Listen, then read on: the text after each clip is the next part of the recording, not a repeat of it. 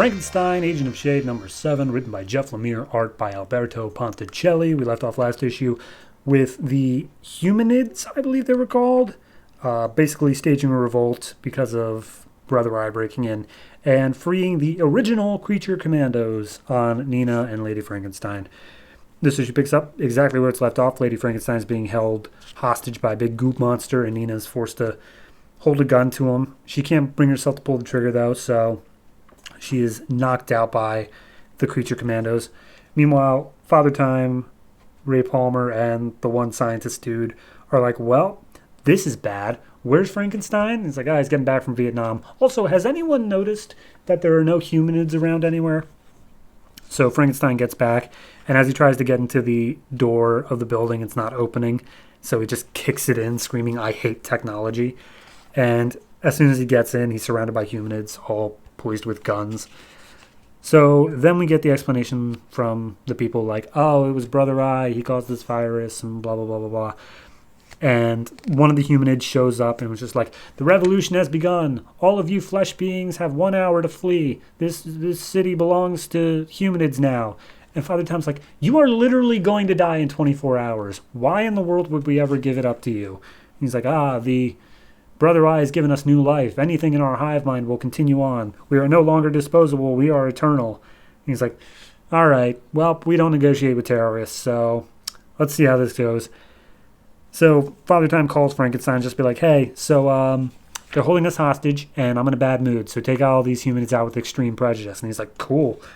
And Vampire, Werewolf, Khalid, and Frankenstein all start slashing off heads. Frankenstein tells Khalid that they're going to make their way down to go after whatever escaped, because the Father Time also told him about the creature commandos, also told him, hey, go down, stop whatever escaped, help your wife out.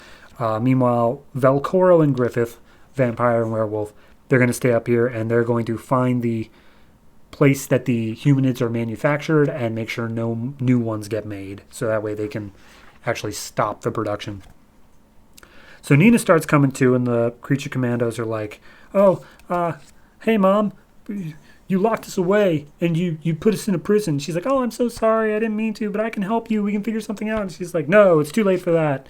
But then Lady Frankenstein, who I guess they just kind of forgot about, starts blasting through the goop monster one, and is like, all right, who's next? Meanwhile, Velcoro and Griffith make their way to a secret armory room that's full of all the experimental tech that, like, they shouldn't be able to get into, but Velcoro won the entrance code off of a science nerd in a poker game last night. So they get in and they pick up things like a gun that shoots mini buzzsaws, an exploding sword, and a gun that they don't know what it does, but it sure sounds cool. And then they're ready to go attack. Meanwhile, we see the humanids who have surrounded Father Time and Ray Palmer.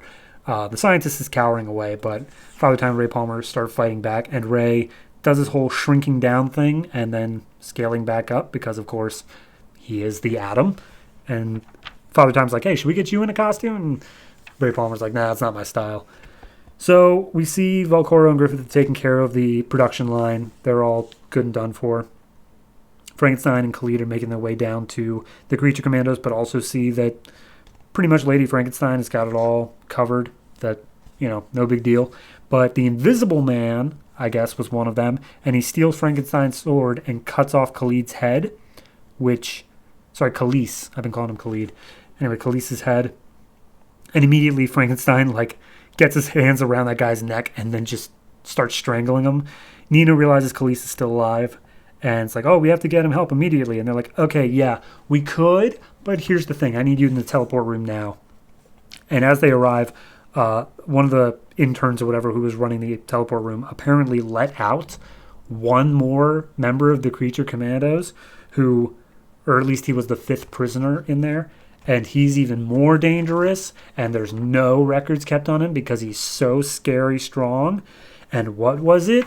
It was the son of Frankenstein and Lady Frankenstein. Dun, dun, dun. All right. It's good. It's a solid follow up to the last issue. I feel like we didn't quite get as much mileage out of the Creature Commandos as I would have hoped, but it was decent enough on its own to set up this next bit. Same thing with the Humanid plot. It just feels like, okay, well, that happened, and now we're just kind of done with it. I don't know. I feel like it set up some big ideas in the last issue, and then it just kind of, okay, that's fine, but we're done now with them. And now we're going with this Son of Frankenstein thing, which may be a large plot, maybe a tiny one, I don't know. But the fact that that's what wrapped up the issue is just a 2-issue thing of revolution of the Humanids, and then it just died as quickly.